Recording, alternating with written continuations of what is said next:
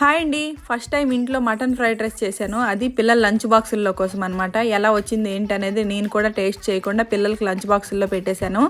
అది ఎలా వచ్చింది ఏంటనేది ఈ వీడియో చివరిలో తెలుస్తుంది మీకే.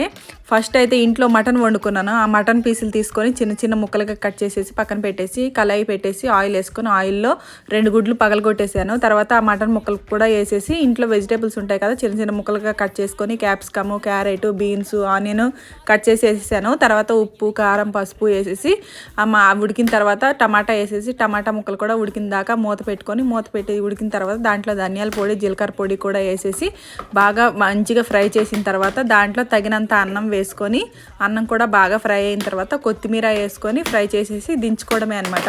పిల్లలకి లంచ్ బాక్సులు పెట్టాను నేను కూడా టేస్ట్ చేయకుండా. పిల్లలు వచ్చిన తర్వాత అంటే చాలా బాగుందని చెప్పారు. నేను ఎలా వస్తుందో ఏంటో అనుకున్నాను కానీ సూపర్ అంటే సూపర్గా వచ్చింది. మీకు కూడా నచ్చినట్టయితే ట్రై చేసి లైక్ చేయండి.